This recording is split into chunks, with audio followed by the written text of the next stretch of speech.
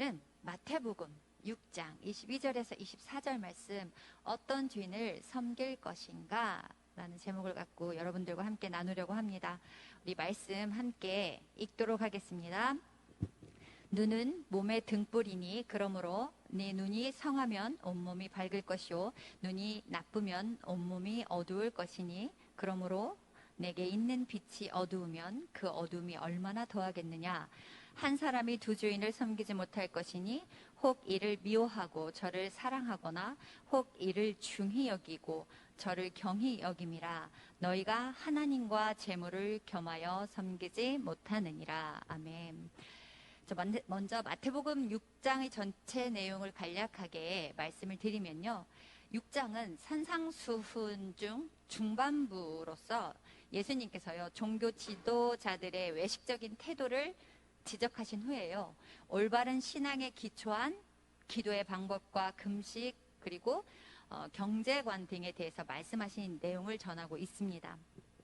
그 중에서 오늘 본문 22절에서 24절의 말씀의 내용을 여러분과 함께 나누고자 하는데요, 말씀 전에 질문을 하자면요, 여러분들은 지금 누구를 섬기고 계십니까?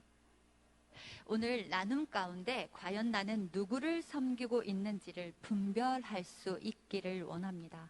그리고 결단하여 어떤 주인을 섬길지를 선택하는 시간이 되시기를 기도합니다.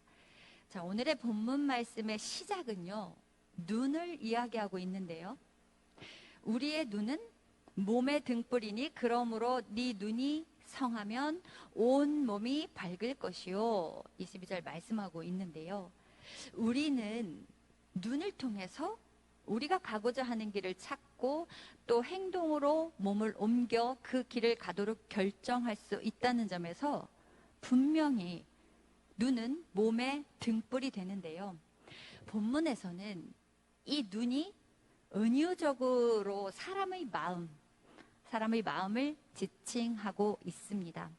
자, 그러나 이 눈을 단지 상징적인 의미로서 뿐만 아니라 실제적인 우리의 육체의 눈, 그 자체의 역할에 대해서도 간과해서는 안 될 것입니다. 즉, 육체의 눈이 보는 바는, 우리가 지금 눈으로 보는 바는요, 마음이 보는 바와 거의 일치하기 때문이에요. 만약 육체의 눈이요 세상의 것에 심취해 있다면 그 마음 역시 타락의 늪으로 빠져들 것이며, 또 반면에 육체의 눈이 하늘의 것을 바라본다면 그 마음은 신령한 것으로 가득 채워질 것입니다. 그래서 네 눈이 성하면이란 이 성하면의 원래 말뜻은 주름이 없는 이란 뜻으로서요, 1차적으로는 건강한, 그리고 2차적으로는 진실한, 단일한, 풍부한, 관대한 등의 어떤 복잡한 의미를 가지고 있는데요, 이 말은 빛을 받아들이는 눈의 상태를 지칭하는 것입니다. 그리고 눈과 마음은 긴밀한 연관이 있음을 여러분들도 잘 알고 있을 것인데요, 이는 적어도 우리의 육체 그리고 마음에 궁극적으로 유익을 줄 수 있을 정도로 건전하다라는 뜻입니다. 그러니까 이는 두 개의 물질, 땅의 보물과 하늘의 보물을 동시에 바라보는 혼란스러운 그런 난시안적인 상태가 아니라는 것이에요. 요즘 눈이 나쁘신 분들, 특히 난시가 있으신 분들은 좀 아실 텐데, 물체가 두 개가 겹치면 정확하게 보이지 않잖아요. 어떤 그러한 희미하고 안 보이는 그런 상태가 아니라 오직 한 방향으로 단일한, 그러니까 관심을 집중시킬 수 있는 진실하고 성실한 상태를 말하고 있는 것입니다.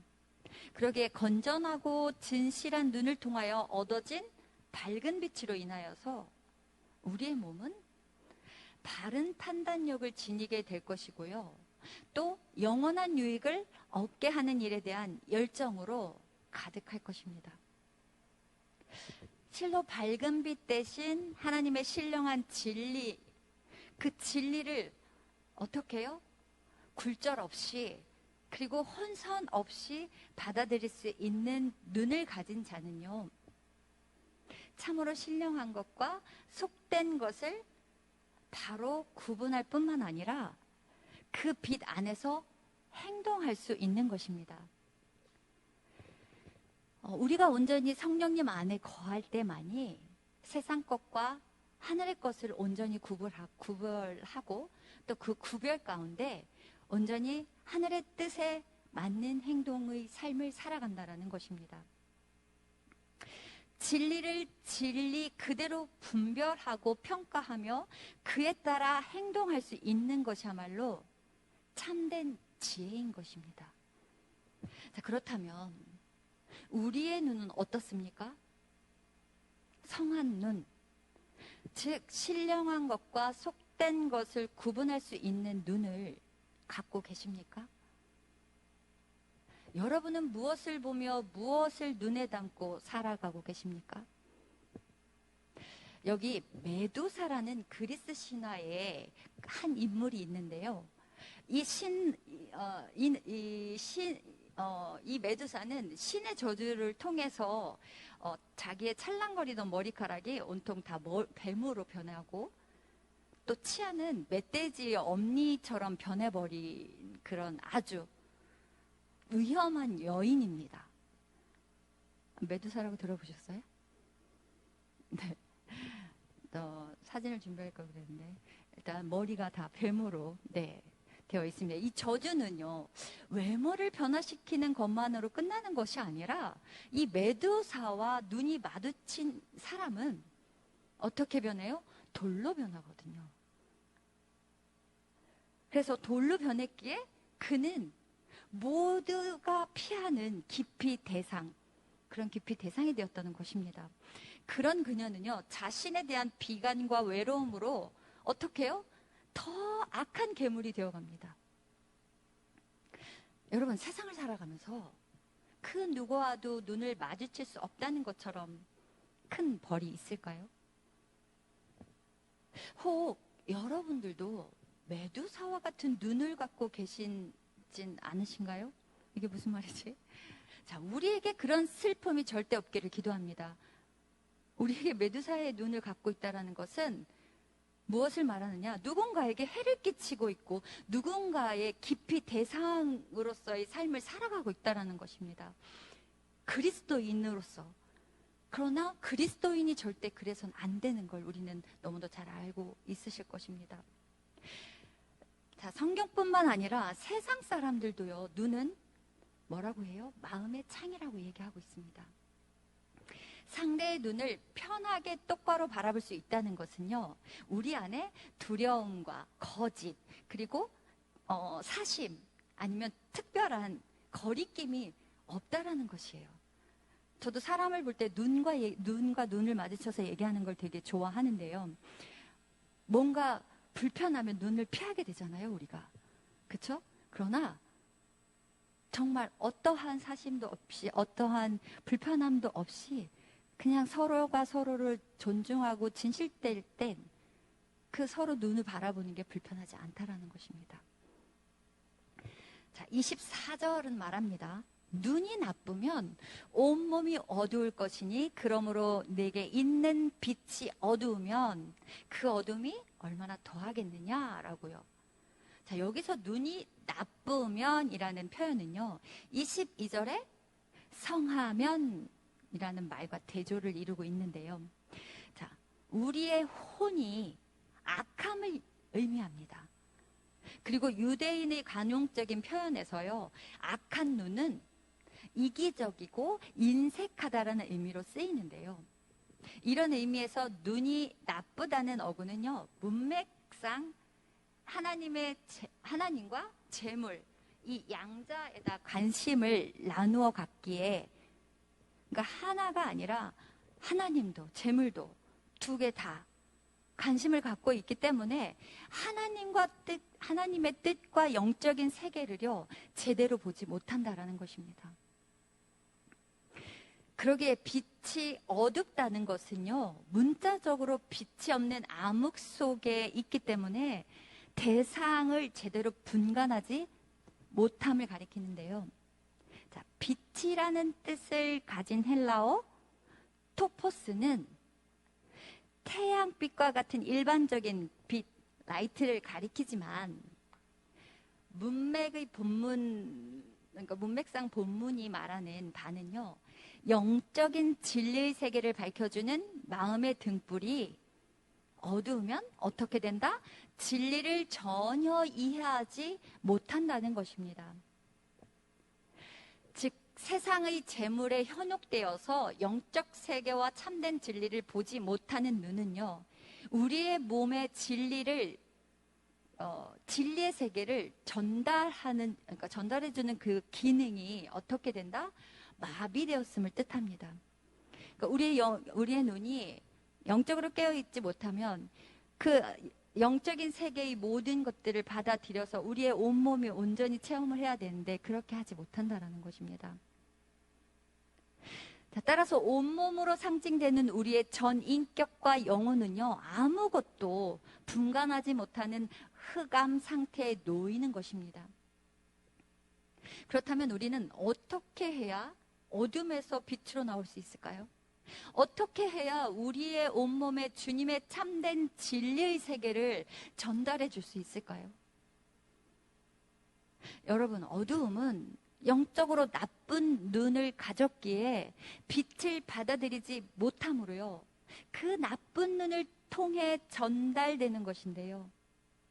눈의 기능, 이 눈의 기능이 밝은 빛을 받아들여야 하는데 어두움만을 받아들인다면 그 온몸의 상태, 즉 영적 상태는 얼마나 치명적이며 절망적이겠습니까? 온전한 영적인 눈을 통해서 진리의 세계를 분간하지 못하는 자는요, 이방인과 같은 생활을 하고요, 죄와 악으로 빠져들 수밖에 없습니다. 여러분, 혹시 눈의 기능을 상실하셨다면 다시 회복하시는 여러분이 되시기를 기도합니다. 그래서 우리의 눈이 밝은 빛을 받아들임으로요, 하나님의 뜻과 영적인 세계를 제대로 보기를 원합니다. 지금 여러분이 어디를 보고 어떤 것에 집중해 있는지를 이 시간 생각하셨으면 좋겠습니다. 내 눈이 어디를 향하고 있는지. 혹 잘못된 길로 가고 있다면, 잘못된 것을 보고 있다면 회복하시는 여러분들이 되시기를 기도합니다. 자, 마지막으로 24절 말씀을 함께 읽어보도록 하겠습니다. 한 사람이 두 주인을 섬기지 못할 것이니 혹 이를 미워하고 저를 사랑하거나 혹 이를 중히 여기고 저를 경히 여김이라. 너희가 하나님과 재물을 겸하여 섬기지 못하니라. 아멘. 눈과 몸의 상관관계를 가르치던 본문은요, 느닷없이 아무도 두 주인을 섬기지 못한다고 말합니다. 눈이 어두우면 참 주인을 모시기 어려운데요, 본문에서 언급하고 있는 섬김의 대상은 하나입니까? 둘입니까? 둘입니다. 하나는 하나님이고 하나는 물질입니다. 섬기다로 번역된 헬라어 듈로오는요, 봉사와 섬김을 뜻하는 디아코네오와는 조금 달리 쓰이는 단어인데요. 듈로오는 뭔가 예속된 상태를 이르는 말로서 흥미로운 사실은 뭐냐면요, 그 예속된 상태가 하나는 자유롭고 하나는 자유롭지 못하다라는 거예요. 자, 우리 삶이 하나님과 접속되어 있을 때에는요, 우리는 깊은 자유와 안식과 기쁨을 누리는데요, 반면에 우리가 느끼는 두려움과 불안 그리고 공포는 하나님과의 접속이 어떻게 됐을 때 단절된 데에서 오는 경우가 많습니다. 즉, 재물을 섬기는 사람은요, 진정한 자유를 누릴 수 없습니다. 물론 돈으로 할 수 있는 일 많습니다.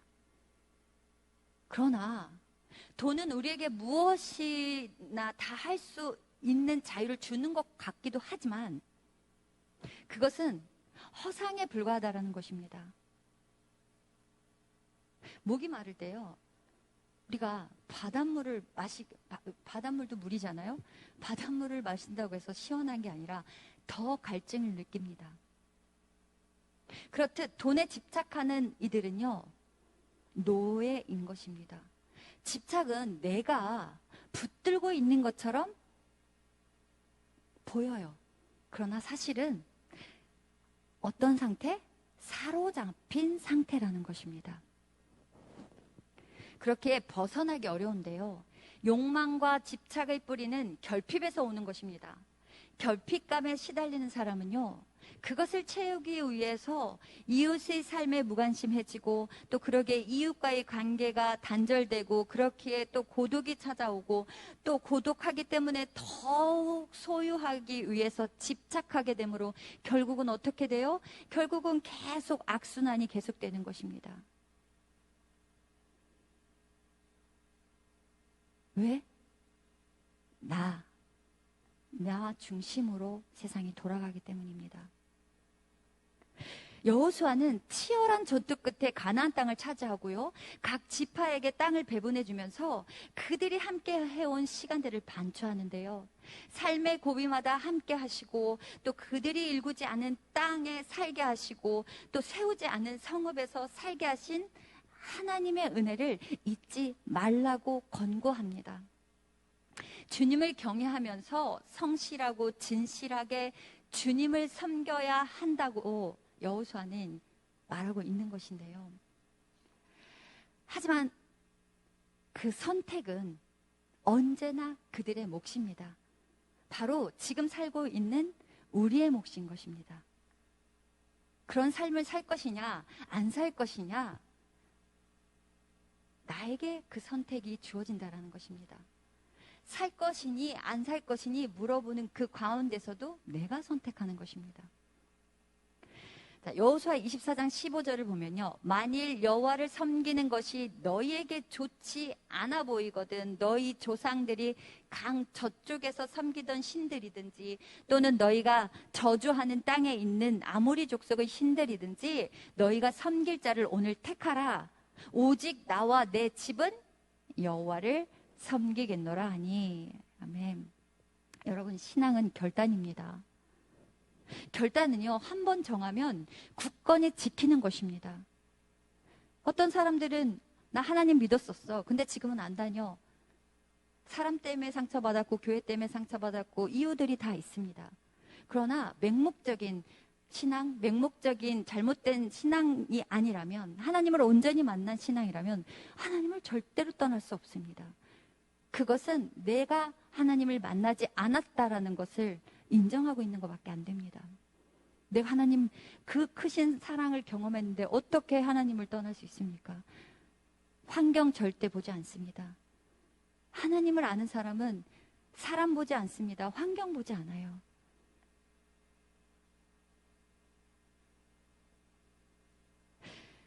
자, 그래서 우리는 있잖아요. 하나님을 섬길 것인가, 재물을 섬길 것인가, 우리는 양자택일 앞에 서 있는 것입니다. 날마다.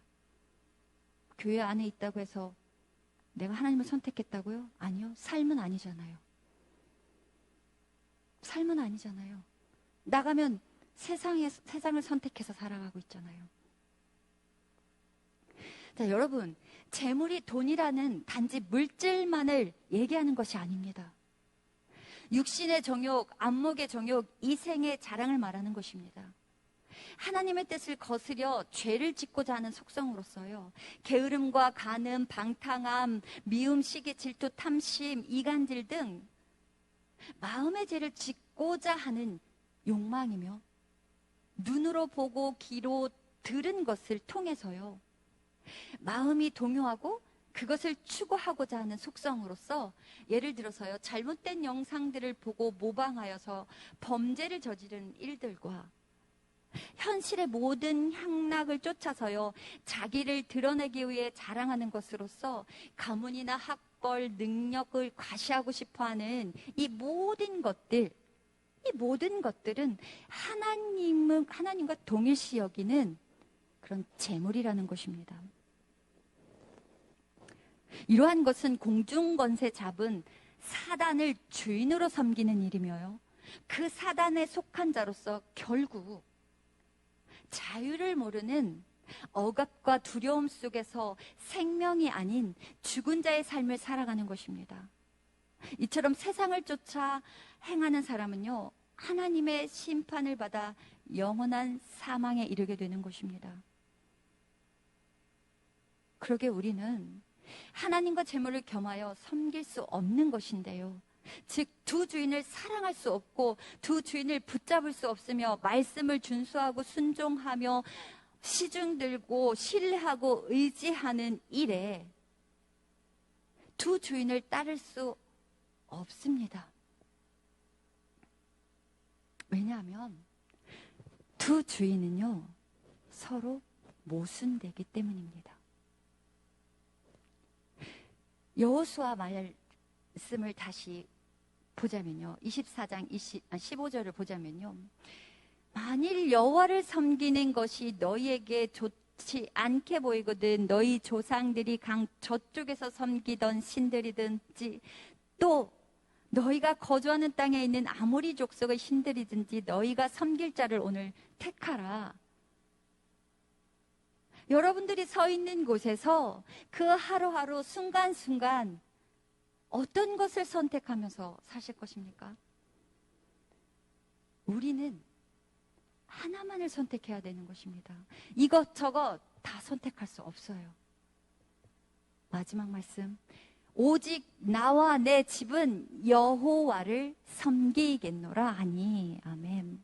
자, 여호수아는요, 하나님과 바알 사이에서 머뭇거리지 말고 네가 섬길 자를 오늘 택하라. 그리고 네가 선택한 대로, 누가 선택한 대로요? 네가 선택한 대로. 선택에는 각자에게 책임이 있는 것입니다. 내 책임이 있는 것이에요. 네가 선택한 대로 그에게 가서 어떻게 하라? 거하라. 선포하고 계십니다. 그렇다면 지금 여러분의 삶의 주인은 누구입니까? 여러분은 마땅히 버려야 할 것을 버렸습니까? 우리가 온전한 회개를 통해 버려야 할 것들이 버려짐으로요, 생명이신 예수 그리스도, 만왕의 왕이신 우리 하나님을 주인으로 섬기는 온전한 주의 종이 되는 것입니다. 여러분은 누구를 섬기시겠습니까? 오늘 이 시간 자신에게 오직 나와 내 집은 여호와를 섬기겠노라 하며 선포하며 나아가시는 여러분들이 되시기를 원합니다. 그리고 그 선포가 영생에 이르는 선포가 되기를 소망합니다. 기도하시겠습니다. 사랑의 주님, 이 시간 우리의 입술이 오직 나와 내 집은 여호와를 섬기겠노라 선포하며 나아갑니다. 주님을 나의 영원한 구주로 인정하고 오직 나를 부인하고 주님의 십자가를 따라 걸어가는 주님의 온전한 제자 되게 하옵소서. 주님을 세상의 재물과 겸하여 섬기는 어리석은 자가 되지 않게 하시고 날마다 영적으로 깨어있어 진리의 말씀을 통해 하나님이 뜻을 알아 그 뜻 가운데 살아가게 하옵소서. 우리의 삶의 주인 되시는 사랑이 많으신 예수 그리스도의 이름으로 기도드립니다. 아멘.